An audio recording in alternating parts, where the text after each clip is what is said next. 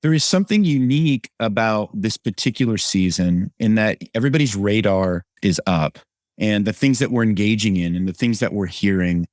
And when you think about newcomers, a lot of people experience new people coming into the church, during the month of December, whether it's people that are traveling, whether it's people coming to a Christmas Eve service, or, hey, the new year's coming. We get this. We're just looking around for a church right now. And we feel like December is a good opportunity to do that as we're, kind of anticipating the new year. And so coming into an environment that has been created to be welcoming and invitational, when we do maybe some Christmas decorations, you create a sense of warmth and a sense of welcome and a sense of invitation. That's what Christmas does for most people. And I would say don't miss that opportunity to do that. Hey, welcome to the Expositors Collective Podcast, episode 196. I'm your host, Mike Neglia, and the voice that you just heard is that of Ronnie Martin. Now, Ronnie was a previous guest on the show earlier in the year, and I've actually invited him back because I know that this guy is super stoked on Christmas, on the Advent season, on the incarnation of Christ into our world. And as we're approaching the end of November and the beginning of December, I wanted to serve you, the listeners to the Expositors Collective Podcast, by allowing Ronnie to speak to you about the passion of his heart, the overflow of his affections for the Christmas season. So if this guy doesn't get you excited to preach about Christmas, well, then you must have a lump of coal where your heart should be. So in just a moment, I'm going to play the conversation that we had. But before that, I do want to say that if you are based in California, or if you're able to travel to California, our Preachers Training event, the Expositors Collective in-person training weekend, is taking place February 17th and 18th in Costa Mesa, California. Registration is already up. You can go to expositorscollective.com and find out details about registration. The price is going to go up, so you want to register now. So expositorscollective.com for details about our February 17th and 18th training event in Costa Mesa, California. All right, I hope to see you there. And now I'm going to get out of the way and let you listen to an inspiring and encouraging conversation with Ronnie Martin.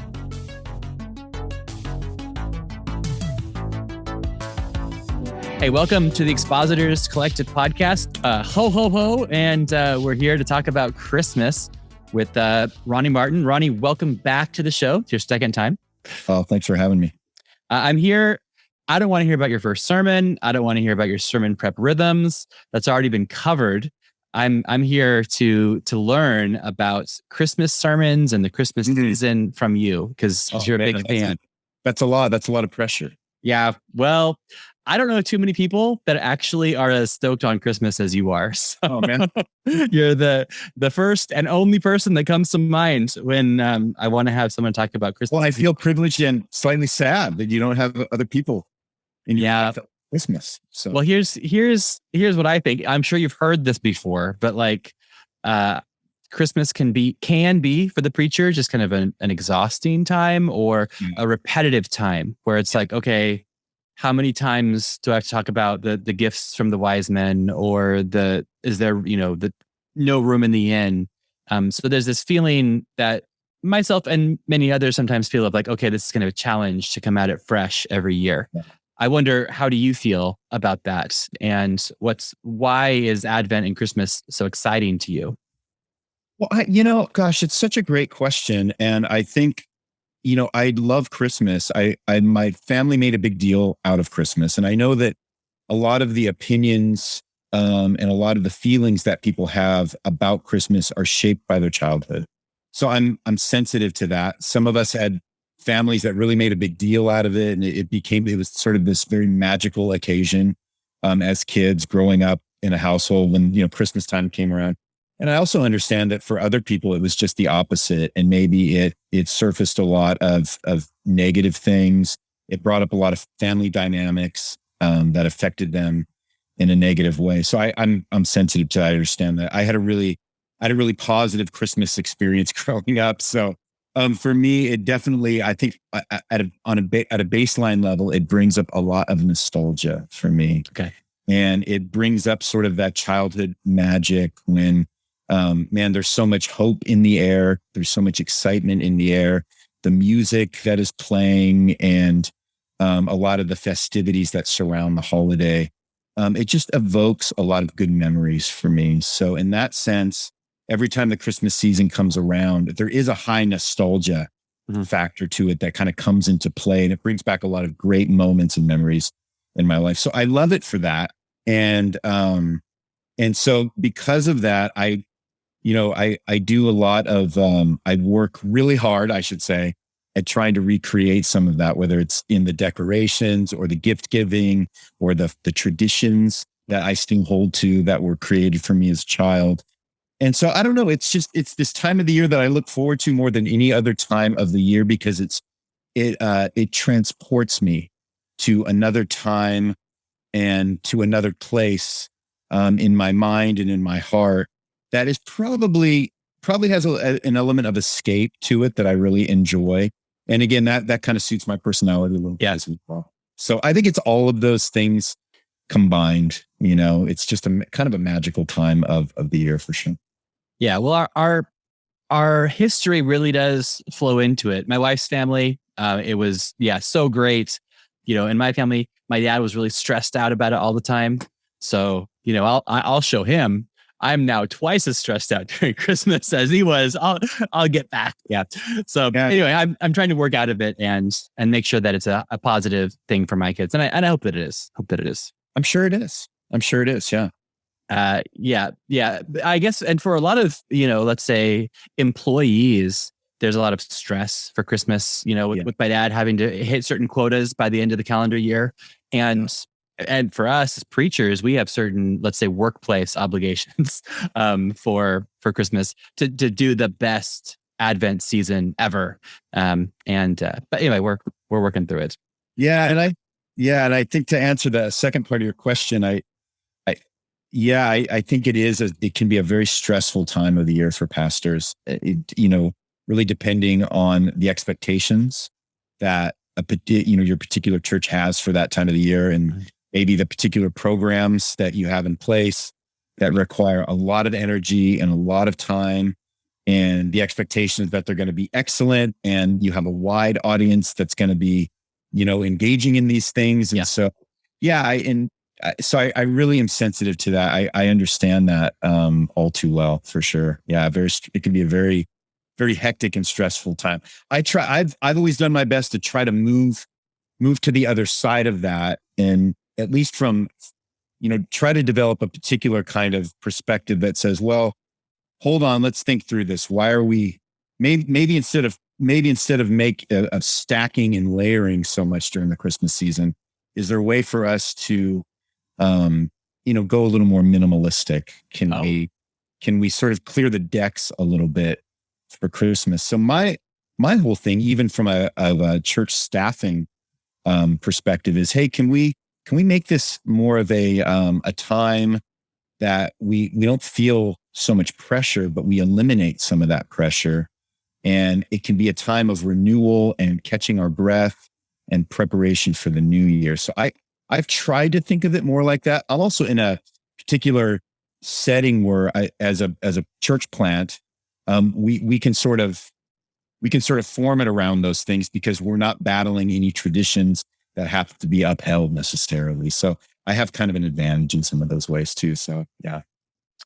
I see. Well, I'd love to ask about if you have any advice about how, maybe for those of us that are also in church plants, or maybe for those of us that have we're the 12th pastor of the historic church, but for those of us that have, let's say, a shaping influence on how Advent is treated in a church, what are ways that we can make the most of it? There's the 4 Sundays leading up to Advent. And there's how can we make that like a blessing to our congregation and, greedily, personally for us and for our families. Any thoughts on that?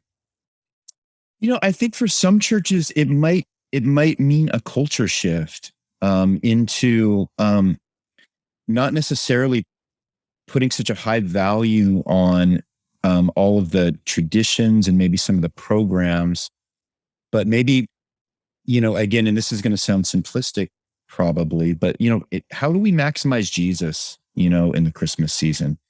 And again, not to sound simplistic, but how do we maximize him in a way that says, hey, at the end of the day, we don't want to feel like we're being just performative through Advent, but is there a way that we can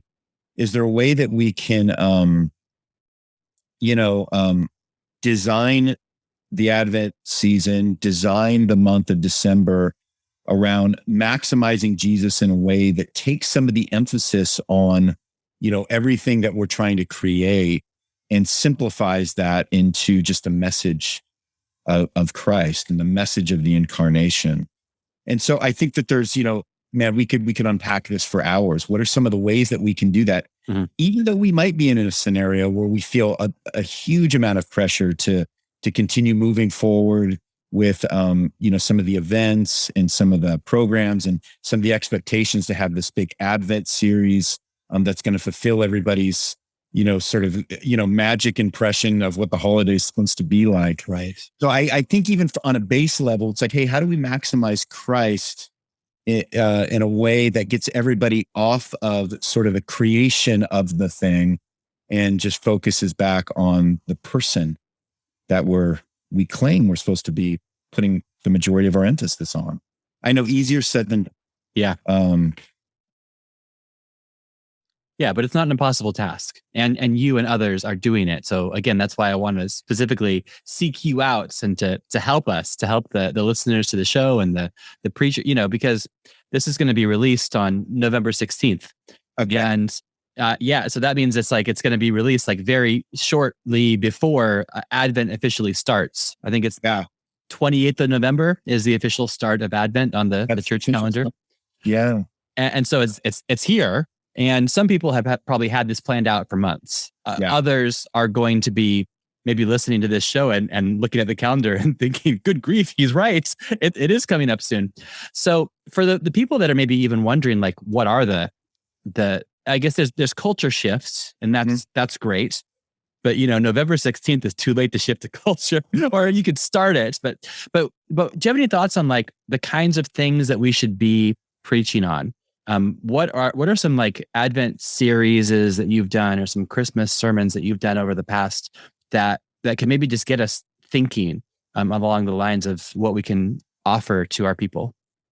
Yeah, that's a great question.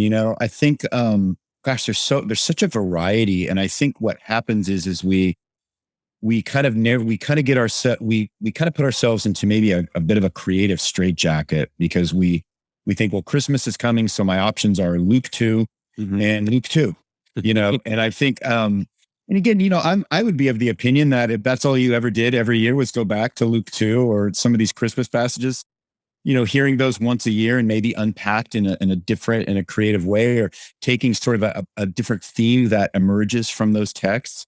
I don't think you're ever going to do wrong by doing that. It's not like it's something we're hearing week in and week out. So to remind people of the hope of Christ, the hope of the incarnation, of, light is dawning in the darkness. I think there's so much to do with those themes. And I think for starters, it just takes us stepping back and saying, hey, certainly I haven't unpacked every aspect or every element of Christ's birth that can be unpacked. Yeah. So what are some creative ways that for myself that can sort of increase my enthusiasm for it? Can I look at and maybe try to pull it? I remember one Advent season I did some passages out of First Peter, because, man, it's such a hopeful book. And one of the themes that arises from First Peter is hope in the midst of suffering.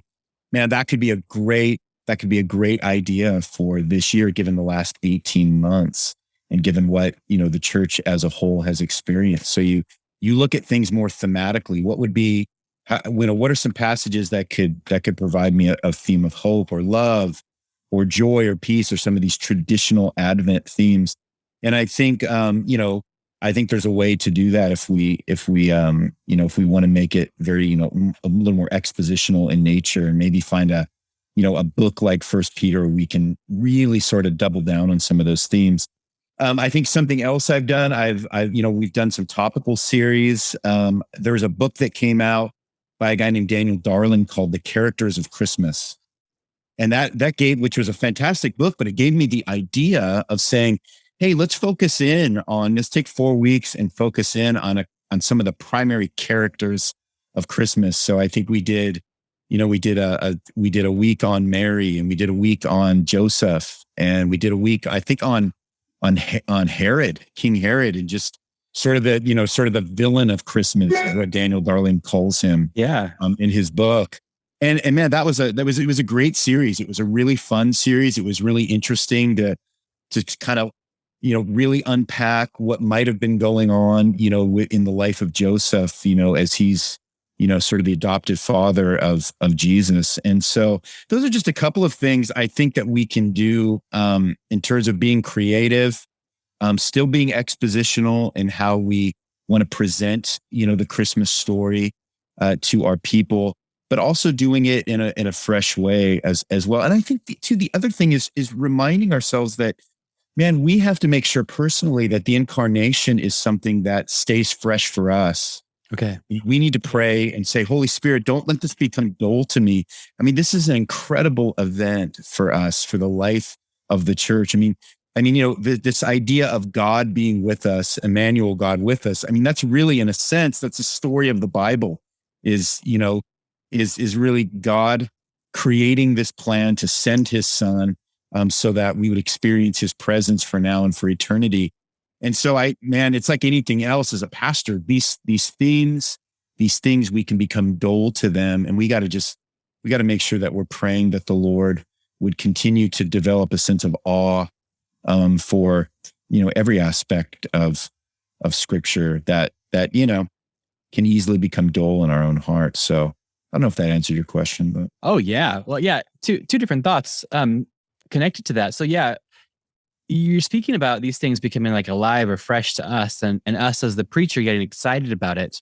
I remember a couple of years ago just getting really excited about the incarnation, and like reading Athanasius and then digging into the various creeds and stuff. And so I inflicted on my church a several week series on all of the nitty gritty of the things that I got excited about, and my dear wife was just like, people just want to hear a story about Jesus in a manger. You could import maybe some of those things, but then also realizing too, that people they don't care about Athanasius, and they don't care about the nuances. Maybe they should a little bit, but they don't need to care as much as I do. So yeah. I guess I totally affirm what you're saying, that we need to get excited about it and then speak out of that excitement. And also, I would add, and be pastoral about it and be aware of the cares of the people in the room, not just the guy with the microphone. Not everyone cares as much about it as you do. Yeah, that's a really good point. And I think, well, yeah, I learned it the hard way. I know. And gosh, we all learn those lessons. It's so funny because I feel like there's almost not a place in the Bible that doesn't go back to Christ's birth, or you can't, if we're saying your podcast being about, expositional preaching, I mean, everything goes back to Christ. And if everything goes back to Christ, then everything really goes back to Christ's birth. So I think sometimes we narrow this down a little bit too much, because I think you can find any point in scripture and find a way to say, hey, this points to Jesus. And so for Advent, for the next 4 weeks, we're going to be going through these particular passages that, at the end of the day, point back to Christ for us. And so even using something that isn't obvious, like this is the obvious Advent passage, I think even using that as an opportunity to say, hey, guess what? All of scripture points to Christ. And here's a way that we're going to do that through Advent. Maybe we overthink this a little bit too much because we've been so influenced by the culture that says, no, here's our Advent passages, here's our Christmas passages. Well, it's like, I think it goes way wider than that. Sure. And that's actually very connected to the other thing I wanted to say. I flipped my Bible open to 1 Peter as you were talking about that, kind of skimming over the first chapter that you referenced. I don't see much in there about, Jesus being born and laid in a manger. But I see a lot in there about hope and about the difference that Christ has made in our lives, essentially by his entrance into our world, Yeah. So I think that's even perfectly an example of what you're just talking about. Yeah. It doesn't need to be Luke 2 every single year, but it's connected to the hope that he brings. Yeah, 100%. Okay, man, this is, first off, let me also admit, I don't have my Advent period planned out either. So I am also taking notes on this. You still got a few weeks. You're good. I think you still. Okay. Yeah. I'm working. This is my sermon prep right now. So I think to be an outside consultant. So that's kind of maybe some sermon thoughts. And again, much of this podcast is about preaching, but then also too, it's for church leaders, and we do more than just the pulpit. But like, do you have any thoughts about like how the music, how the decorations, how the whole service can be building this anticipation for the coming of Christ? Yeah, I just think it's such a great opportunity to point to Jesus. And I hope our churches are doing that every week. I hope every week in some ways are like a Christmas service. Yeah. And that we point to Jesus. And I really feel like they should be. And I'm not trying to be clever when I say that either, or ironic. But I think there is something unique about this particular season, in that everybody's radar is up, and the things that we're engaging in and the things that we're hearing. And when you think about newcomers, a lot of people experience new people coming into the church, during the month of December, whether it's people that are traveling, whether it's people coming to a Christmas Eve service, or, hey, the new year's coming. We get this. We're just looking around for a church right now. And we feel like December is a good opportunity to do that as we're, kind of anticipating the new year. And so, coming into an environment that has been created to be welcoming and invitational, which is, when we do maybe some Christmas decorations, you create a sense of warmth and a sense of welcome and a sense of invitation. That's what Christmas does for most people. And I would say, don't miss that opportunity to do that. Not knowing how the Lord will use those things to bring in some new people that might be attending your church in the new year. But again, and then having that as the occasion then to really point to Jesus, to show people that you're a church that elevates Christ above all else. And just saying, hey, so we're going to be talking about Christmas, we're going to be talking about Advent, but just so you know, this is the backdrop for everything that we do. You're not getting a bait and switch here. And in fact, in January, February, we're just going to continue to talk and preach Jesus at our church. So this is a great opportunity to introduce them in a very different way, in a very maybe more overtly welcoming and invitational way to who you are most of the year. So I would say, yeah, go for it. Use Christmas as a great opportunity to do that, to have decorations, to do some creative things, to be a very welcoming church, and see how the Lord might use that. Yeah, amen. I love it. Yeah, we want to be Christ focused in December and January and February. That's yeah. So we're all about. That's yeah. So here's a question. So we talked about kind of the decorations a little and the sermons. What are some really good Christmas carols that you think that we should sing? Do you have any? You're a musician, but are there any like good old Christmas carols that we should be aware of that maybe we aren't? Do you have something obscure for us? Oh man. Yeah, there's a couple that I've just found that people sent my way that have become really, I think they've almost become like traditional, Christmas hymns. Right? One in particular that comes to mind is an old hymn called "Let All Mortal Flesh Be Silent." Yeah. And it is just this. I mean, it's not how you think of a Christmas hymn. It's very brooding and it's very dark, but it's very beautiful. And so I think even I think even having those moments in our Christmas services where we allow sort of the darkness of Christmas to come to light, so to speak, and allowing those more contemplative moments, to consider what it meant for Christ to come in the flesh, to see the world of darkness that he was entering in the humble way that he entered it, and to let some of our music reflect that. So "Let All Mortal Flesh Be Silent" it's one of those songs that I think really evokes some of the darkness of Christmas. It's so funny too when you really look at some of the lyrics, and I think even this goes back to your question earlier, even spending some time maybe in a service unpacking some of these lyrics to some of these hymns. When you sing a song like "God Rest Ye Merry Gentlemen," I mean, that's just straight up gospel, and the fact that those songs are going to be played in, department stores around the country, around the world, is phenomenal to me. When you think about the words that are coming through the speakers, and they're words that talk about our sin and needing a second birth, through, the death and resurrection of Christ. And gosh, I think it's such a great opportunity for those songs that are just ringing in our ears for, better or worse, we can't get them out. Mm-hmm. But for even being able to communicate to our people, man, there's so much depth here in some of these hymns, like "God Rest Ye Merry Gentlemen" and "O Come, Emmanuel," and some of those, even "Joy to the World," some of these more rousing sort of praise-oriented songs. The lyrics are so rich. "Hark the herald angels sing." Gosh, there's so much richness. There's so much gospelness that comes through these hymns. And I think what can happen is people go, "Oh, I get so tired." And it's December 3rd and I'm already so sick of these Christmas hymns. And you just got to go, "Well, hold on, wait a minute." Because man, there's never been a greater opportunity at any time of the year for the world to actually get, the sounds and the words of the gospel just sort of beaming into their ears and maybe dropping into their hearts. You never know how God can use that.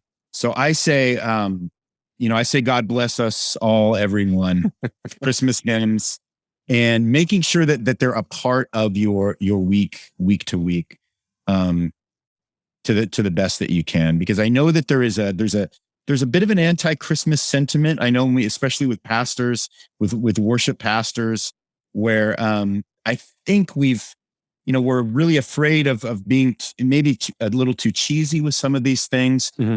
But I would say, man, really dive into some of those hymns that there's a lot of depth and richness in, and that would be my encouragement. Don't walk away, dive in. Yeah. Do you have any contemporary songs that you'd recommend? Any new Christmas songs? I didn't prep you on this one, but yeah, that's a great question. Nothing comes to mind. I got one. You could think.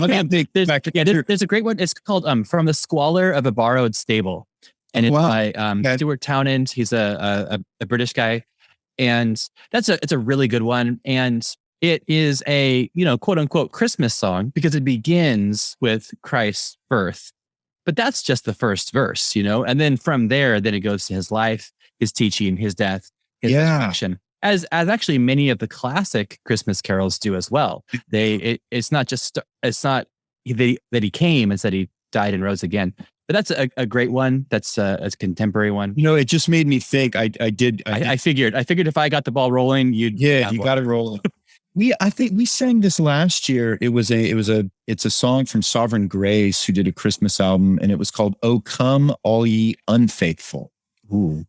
"Oh, come you unfaithful." I don't think they used the "ye." I don't think they were going King James on us. Yes. But I think it was "Oh, come all you unfaithful." And I remember our worship guy introduced that to the congregation, and it was really good. So yeah, I think if you seek out some recordings from maybe some, from people maybe that are actually writing new music for that right now, you're definitely sure to find some stuff with some rich lyrics, I'm sure. Yeah.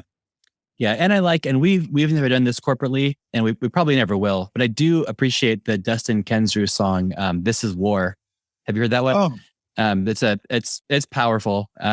Good song, just about the offensive nature of God coming to human flesh to destroy the works of the devil, as John would tell us. Yeah, that's good. That's good. But maybe not the most congregational of songs. Right. Yeah. Okay, so I'm looking at my list of topics. So we've talked about why you like it. We've talked about ways to like maximize the Sundays. You've given us some great sermon series ideas. I have a final question on preaching, and then I'd love to see if you have any books you could recommend to us or to our families about the Advent season. But with sermons and sermon series, have you ever or would you recommend like reusing a series? And if so, how many years should go between the last time you preached that Christmas series and this one? That is such a great question. You know, I would be of the mindset that we can preach the same sermon. We can drag out old sermons, and I think preachers should have the freedom to do that. So not even just for Christmas time, but man, I always like grabbing something I did, maybe not even that long ago, maybe within the last couple of years, and just said, man, I think I can unpack that a little bit better than I did. And this is not somebody anybody's going to remember.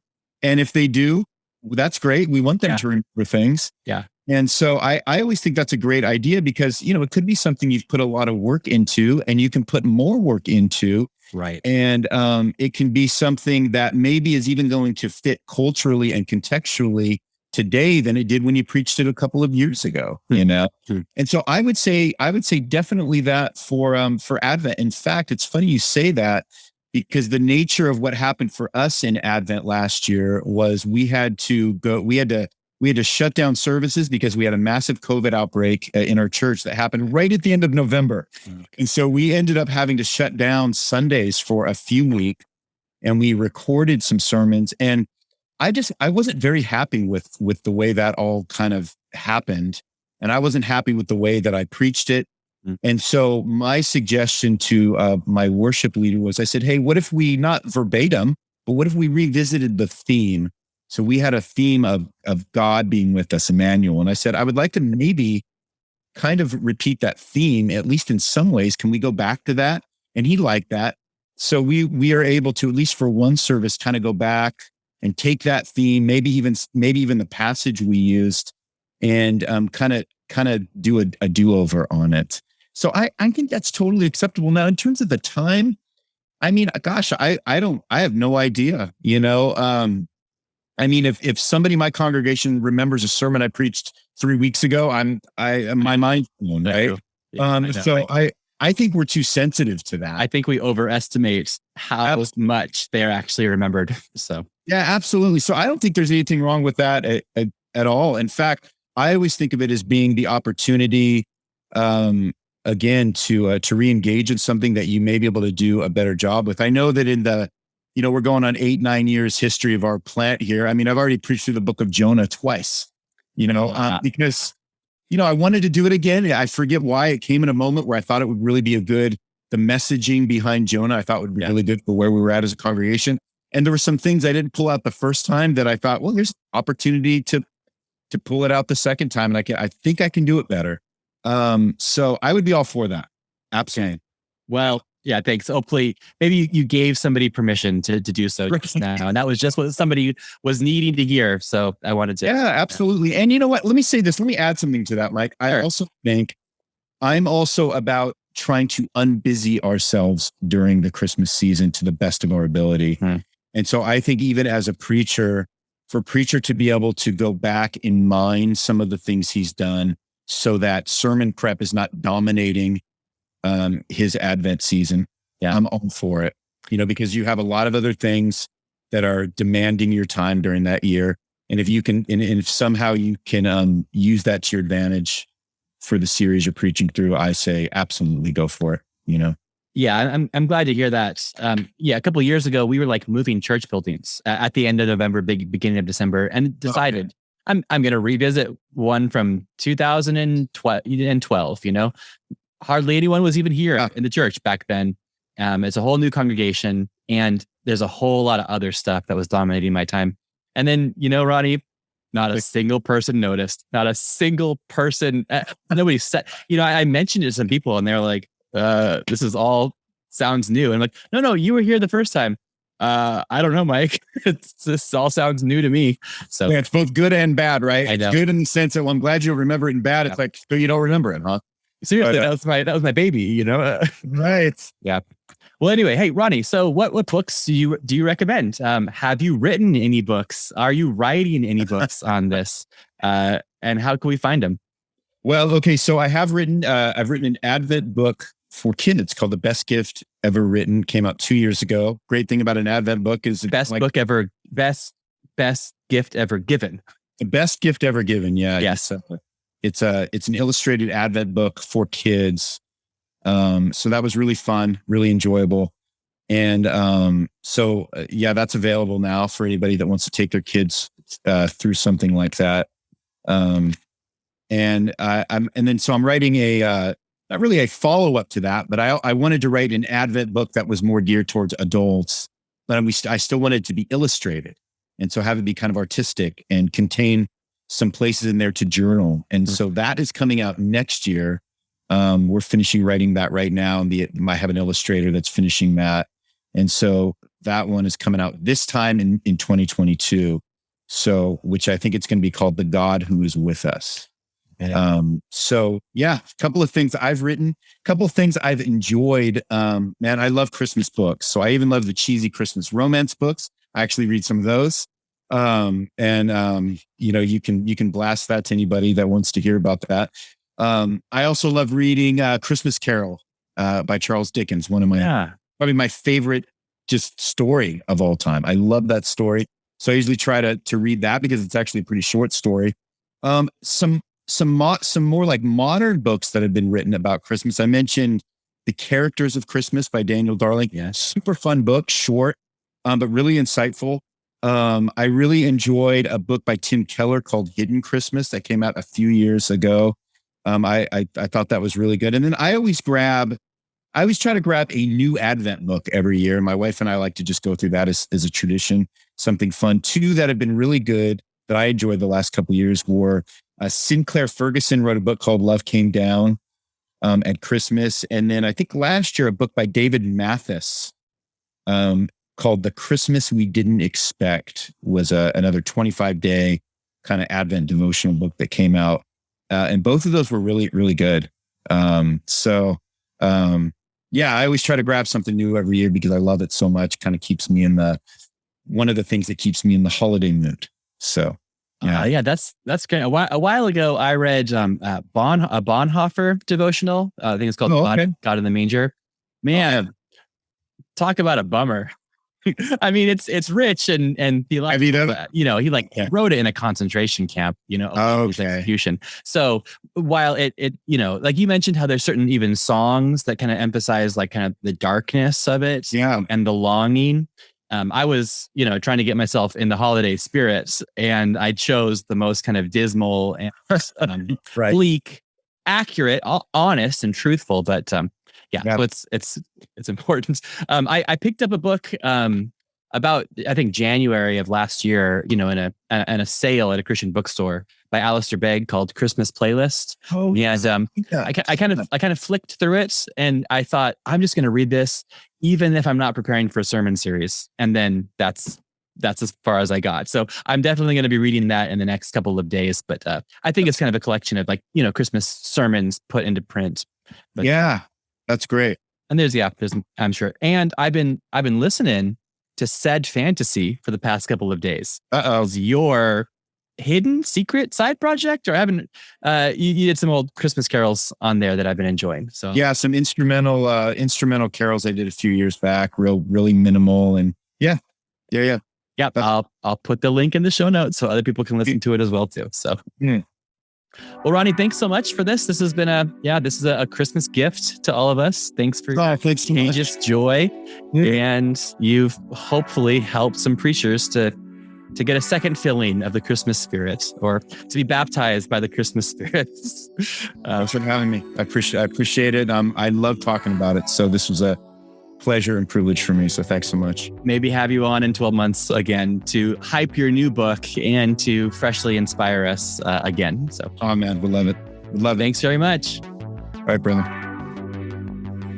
Well, thank you so very much, Ronnie. I really enjoyed this conversation with you, and it has inspired me as I am planning to guide my hearers, to guide the church closer and closer to an anticipation of the incarnation of Jesus Christ. He is hope incarnate. He is love come down. And what an honor it is for those of us that get to speak to youth groups or to women's studies, to large or to small gatherings of God's people, and help them prepare their hearts for the good news that the Word has become flesh and dwelt among us. Something that Ronnie said that, man, I really agreed with is that we want our Decembers to be totally Christ-focused, and our Januaries, Februaries, Marches, and every other month. And that leads me to next Tuesday's episode. Nick Cady does a really great job explaining what Christ-centered preaching really truly is. And so make sure that you are subscribed so that next Tuesday, you're going to hear Nick Cady, along with a little bit of help from Pilgrim Benham, speak about the difference between a Jesus-centered sermon and a man-centered sermon, and how to prepare and how to study, how to deliver messages that truly honor Christ, the one who came on a manger and died on a cross, the one who was laid to rest on a Friday and who rose victoriously on a Sunday. We want to make much of Christ in every season and from every passage of Scripture. And Nick Cady's going to help you do that next Tuesday. Make sure you're subscribed on Spotify or Apple Podcasts or YouTube or wherever you listen to podcasts so that this automatically comes right to your device. Once more, I want to invite you to our in-person training event in Costa Mesa, California, February 17th and 18th. But until then, make sure you're subscribed, and I hope that this episode and all that we do at the Expositors Collective helps you to grow in your personal study and your public proclamation of God's Word. God bless.